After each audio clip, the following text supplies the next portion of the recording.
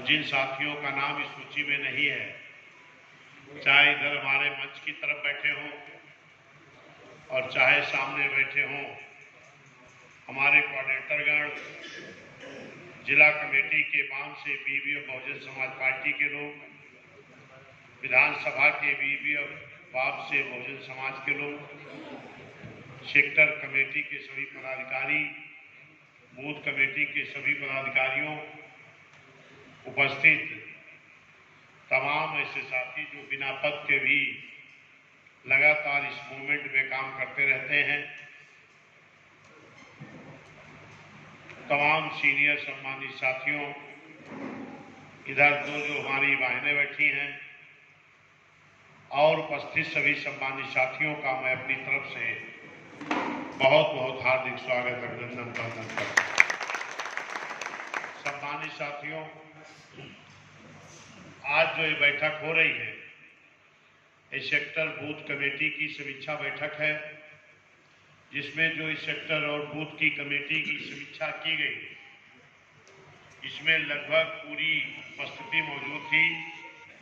जो लोग भी यहाँ का सेक्टर बनाने में सहयोग किए हैं, चाहे मंडल के हों, जिले के हों, विधानसभा के लोग हों या बिना पद के जो लोगों ने सहयोग किया है, ऐसे सभी सम्मानित साथियों का मैं बहुत बहुत आभार प्रकट करता हूँ।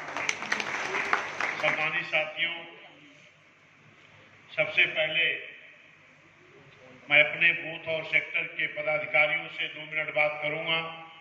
जिलाध्यक्ष जी बैठ जाइए। कि अभी आपने देखा विधानसभा कमेटी के लोगों का, सेक्टर और बूथ की कमेटी का लोगों का माला पहनाकर स्वागत किया गया। माला पहनाने का मतलब कि उनको उनकी जिम्मेदारी को एहसास कराना कि आज आपको इतने लोगों के बीच में बहुजन समाज पार्टी द्वारा एक महत्वपूर्ण जिम्मेदारी सौंपी गई है।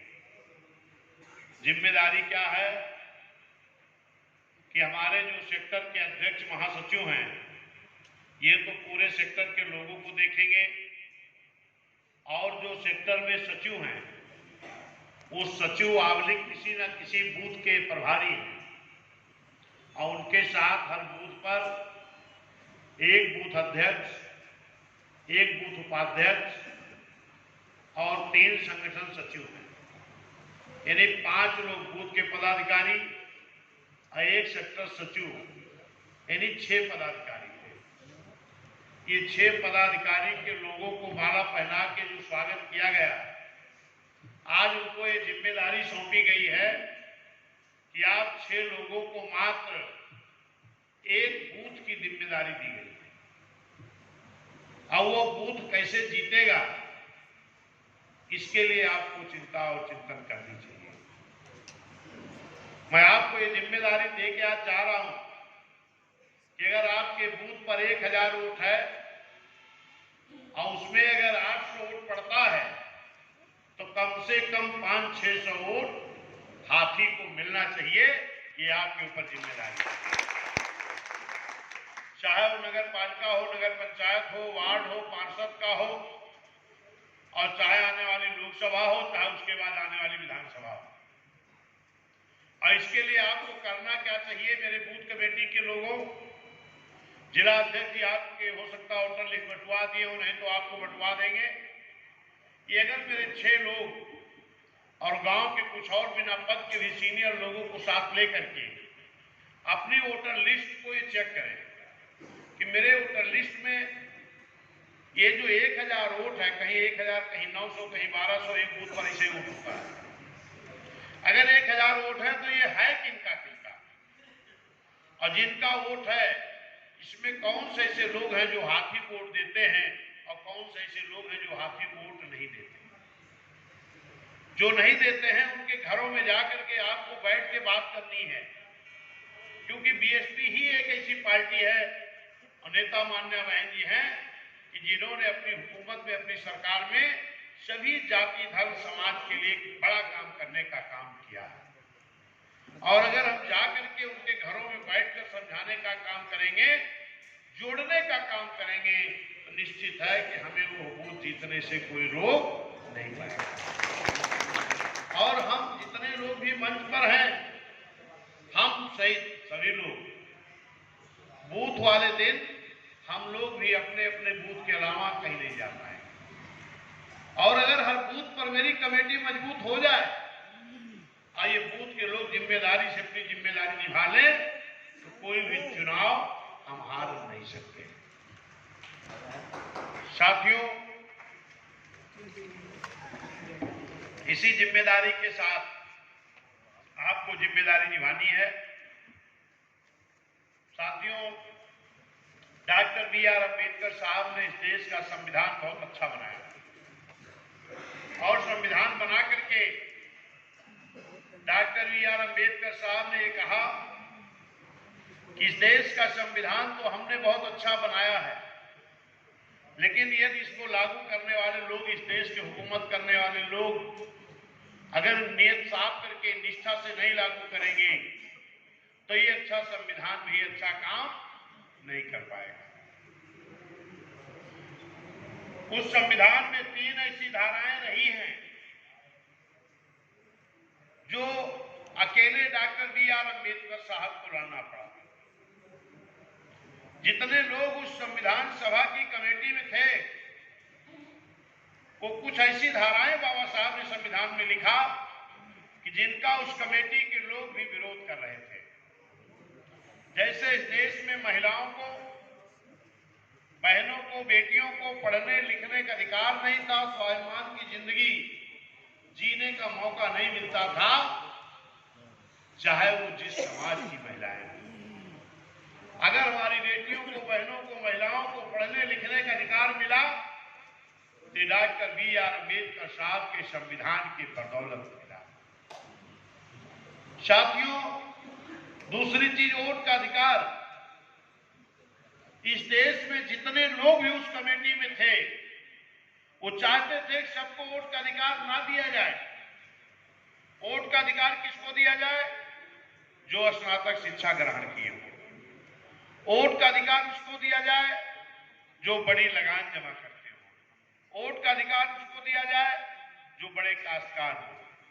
मेरा मानना है कि मेरे साथियों, जितने लोग भी यहां मौजूद हैं, जब पहले इन समाज के लोगों को पढ़ने लिखने का अधिकार ही नहीं था तो हमारे पूर्वज स्नातक शिक्षा कहां से लाते?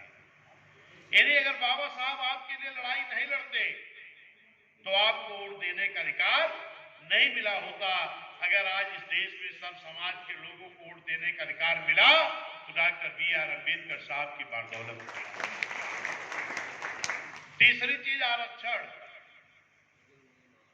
बाबा साहब इस देश में आरक्षण देना चाहते थे। किसको? ये देश दोहरी गुलामी का शिकार था। एक तो अंग्रेजों का गुलाम और दूसरा जो दोहरी गुलामी, इस देश के बड़े बड़े राजे रजवाड़ों की गुलामी। अंग्रेजों की गुलामी तो पूरा भारत देश करता था, लेकिन जिनके आजादी मिलने के बाद भी इस देश के बड़े बड़े राजे रजवाड़ों की जो गुलामी थी, वो गुलामी इस देश के कुछ लोग करते थे। वो कौन से लोग थे? किसी एक जाति विशेष के नहीं थे।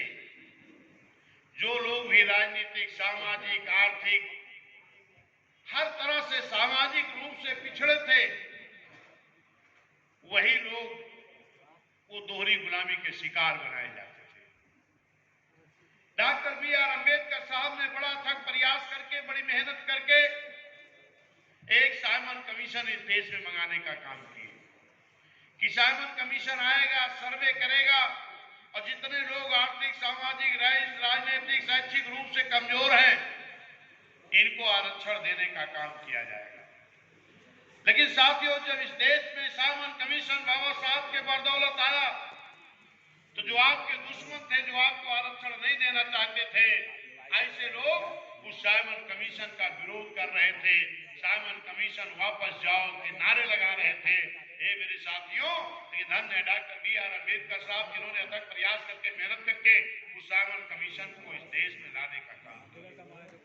और साइमन कमीशन जब सर्वे करता था तो दिन भर डॉक्टर B.R. अम्बेडकर साहब उस कमेटी के साथ सर्वे कराते थे और रात में उन पिछड़े गांव में जाने का काम करते थे, जाके समझाते थे कि कल आपके गांव में भी साइमन कमीशन के लोग आएंगे, वहां भी अपनी सच्चाई आप नोट करा देना। ये मेरे साथियों, जैसे बाबा साहब समझा करके आप लोगों को आते थे, ऐसे जो आपके दुश्मन थे, जो चाहते थे आपको आरक्षण ना मिले, ऐसे लोग भी उस गांव में पहुंच जाते थे और पूछते थे क्या बाबा साहब गांव में आए थे? तो लोग बताते थे कि हाँ बाबा साहब तो आए थे। पूछते थे बाबा साहब क्या कह करके गए हैं? तो लोग बताते थे कि बाबा साहब कह करके गए हैं कि कल आपके गांव में साइमन कमीशन के लोग आएंगे, उनको अपनी सूची में नाम दर्ज करा देना। तो जो आपके दुश्मन थे, जो आपको आरक्षण नहीं देना चाहते थे, उन लोगों ने कहा कि अगर आप बाबा साहब की बात को मान गए तो आप तो SC ST में हो जाओगे, आप छोटी जाति में हो जाओगे, आप अछूत में हो जाओगे। ये मेरे साथियों, जिन लोगों ने बाबा साहब की बात को माना, समतल एरिया के लोग अनुसूचित जाति में दर्ज हुए, और जो पहाड़ी क्षेत्रों के लोग बाबा साहब की बात को माने वो अनुसूचित जनजाति में दर्ज हुए। यानी जो बाबा साहब की बात को माने वो SC ST अनुसूचित जाति अनुसूचित जनजाति में शामिल हो गए, और जो बाबा साहब की बात को नहीं माने वो क्या रह गए? पिछड़े के पिछड़े। सर्वे किसका हो रहा था? पिछड़ों का। जो अपने दुश्मनों की बात को माने, बाबा साहब की बात को नहीं माने, वो पिछड़े के पिछड़े रह गए, और जो बाबा साहब की बात को मान गए वो SC और ST में आ गए, जिनको आरक्षण मिल गया। आज तमाम पिछड़े समाज के लोग जो नहीं जानते वो कहते हैं बाबा साहब तो SC ST को आरक्षण देके चले गए। आपने बाबा साहब की बात को नहीं माना तो आप पिछड़े के पिछड़े रह गए। वो कौन पिछड़े हैं?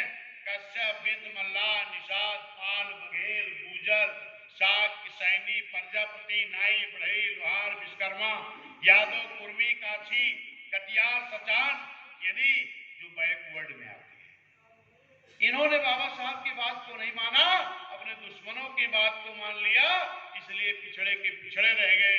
लेकिन धन्य है डॉक्टर BR अम्बेडकर साहब, उन्होंने फिर से इनको उसी संविधान में 8 के 340 के तहत संविधान में व्यवस्था दे करके गए कि फिर जब हुकूमतें आएंगी तो फिर से आरक्षण दे करके सर्वे करा करके इनको फिर से आरक्षण देने का काम किया जाएगा। साथियों, वोट कब पड़ा? पहली बार वोट पड़ना शुरू हुआ 1952 में, और पिछड़ों को आरक्षण देने के लिए 1952 में काका कालेलकर आयोग की कमेटी बनी, और वो कमेटी बना करके 1955 में सर्वे आ गया। लेकिन साथियों, इस देश के हुकूमत करने वाले लोगों ने आरक्षण नहीं दिया।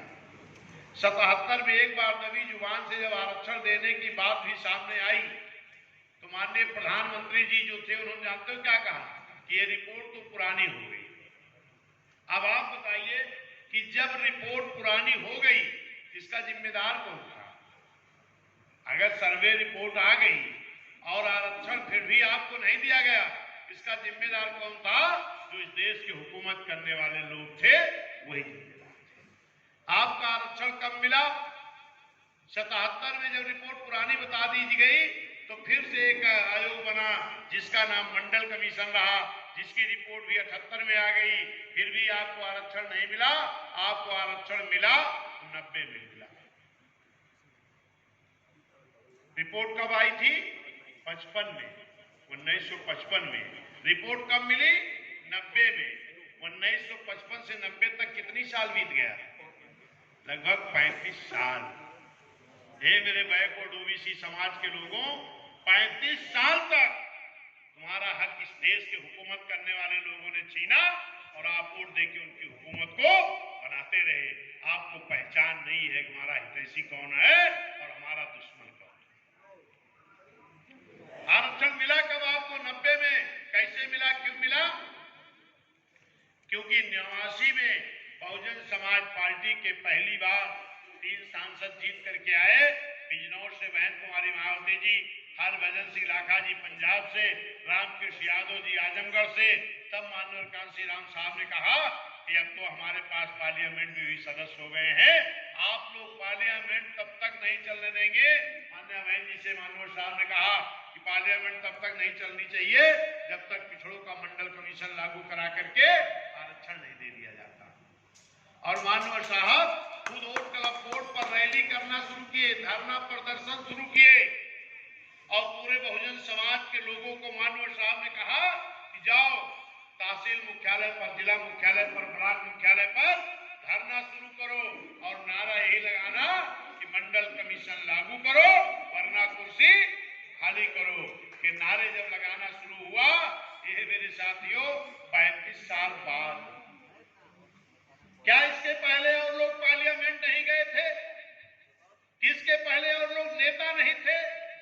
लेकिन अगर बैकवर्डों की कोई लड़ाई लड़ने का काम किया तो उस पार्टी का नाम बहुजन समाज पार्टी, उस नेता का नाम माननीय कांशीराम साहब, मान्य बहन जी, और दूसरा कोई नहीं लड़ा आपकी।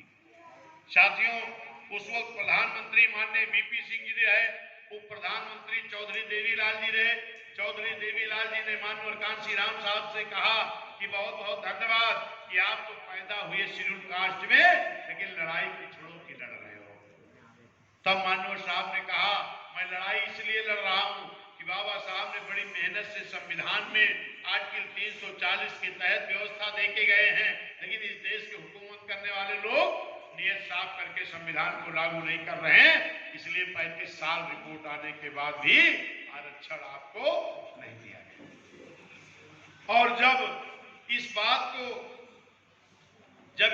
को बीपी सिंह जी को पता लगा तो उन्होंने कहा माननीय साहब, मान्य बहन जी से कि आप आओ, बैठ के बात हो जाए, जो आपकी शर्त होगी हम मानने को तैयार हैं। तो उसी वक्त भाजपा के लोग बीपी सिंह सरकार को समर्थन किए थे। भाजपा के लोगों ने मात्र इसलिए समर्थन वापस ले लिया कि आप बीएसपी के दबाव में पिछड़ों को आरक्षण देने क्यों जा रहे हैं। किन लोगों ने? भाजपा के लोगों ने। आज उसी भाजपा को हमारे पिछड़ा लोग अपनी पार्टी मानकर बैठ गए। मेरे साथियों, लेकिन माननीय साहब, मान्य बहन जी ने नहीं माना। माननीय बीपी सिंह जी ने मान्य बहन जी से, माननीय साहब से कहा कि जिस भी विभाग का कहो कैबिनेट का केंद्र में मंत्री बना दे, लेकिन पिछड़ा आरक्षण लागू कराने की लड़ाई बंद कर दो। धन्य मान्य बहन जी, माननीय कांशीराम साहब ने कहा कि हमें किसी भी मंत्रिमंडल में शामिल नहीं होना है, हमको पिछड़े लोगों को मंडल कमीशन लागू करके आरक्षण दिलाने की आज जरूरत है। मेरे साथियों, माननीय साहब ने 2 शर्तें रखी। पहले तो जिन बाबा साहब के बदौलत, इनके बनाए हुए संविधान के बदौलत ये देश चलता है, इस देश के हुकूमत करने वाले लोगों ने आज तक बाबा साहब को भारत रत्न की उपाधि नहीं दे पाए, तो इनको पहले भारत रत्न की उपाधि दे दो। और जिन 52% बैकवर्ड के बल पर इस देश के लोग हुकूमत करते हैं, इस देश की हुकूमत करने वाले लोगों ने इन 52% बैकवर्ड को आरक्षण नहीं दिए, इनको आरक्षण दे दो, मुझे मंत्रिमंडल में भागीदारी नहीं चाहिए। किसने कहा? मान्य बहन जी, माननीय कांशीराम साहब। तब जाकर के मेरे पिछड़े समाज के लोगों आपका आरक्षण मिला। और आज अभी बहुत मेहनत से आरक्षण मिला। इधर फिर अभी जब नगर पंचायत, नगर पालिका, टाउन एरिया का चुनाव होने का नंबर आया, तो फिर यही भाजपा के लोग, जिन भाजपा के लोग पिछड़ों का आरक्षण ना मिले बीपी सिंह सरकार से समर्थन वापस ले लिए थे, यही भाजपा के लोगों ने फिर अभी नगर पंचायत, नगर पालिका के चुनाव में फिर पिछड़ों के साथ बहुत बड़ा घोटाला किया। आप ईमानदारी से बताओ, अगर भाजपा के लोग सही रूप से नगर पंचायत, नगर पालिका, टाउन एरिया, मेयर, पार्षद, वार्ड, महापौर में अगर आरक्षण सही रूप से लागू कर दिए होते तो क्या किसी को कोर्ट जाना पड़ता? और अगर किसी को कोर्ट नहीं जाना पड़ता तो इतना लंबा जो नाटक चला है, ये नाटक नहीं करना पड़ता कि हम कमेटी बनाएंगे, सर्वे कराएंगे, तब आरक्षण देंगे। समझ रहे हैं ना बात को कि नहीं? तो ये भाजपा के लोगों ने ये नाटक किया, जिसका शायद कमेटी ने जो बनी, जो जांच किया, उसने कमेटी ने भी कहा कि भाजपा ने इसमें बहुत बड़ा घोटाला किया है। फिर वहीं पर समाजवादी पार्टी के नेता जो बैकवर्ड वाली पार्टी बनते हैं, इन्होंने क्या कहा कि हम अगर आरक्षण नहीं लागू हुआ तो चुनाव नहीं होने देंगे। अरे भाई, आप क्या आरक्षण की लड़ाई लड़ोगे? आपने पहले ही तमाम आरक्षण जो मान्या बहन जी ने दिया था उसको खत्म करने का काम किया है। आपसे हम पूछेंगे अभी तो आप जवाब देंगे? जो आप मेरी बातों का जवाब दीजिएगा। जो समाजवादी के लोग लड़ाई लड़ने की बात कर रहे हैं तो पहले कितना बड़ा नुकसान करके गए हैं आपका, ये मैं बताना चाहता हूं। प्रमोशन के आरक्षण का बिल किसने फड़वाया? नहीं जानते हो तो जोर से बोलो। प्रमोशन के आरक्षण का बिल किसने फड़वाया?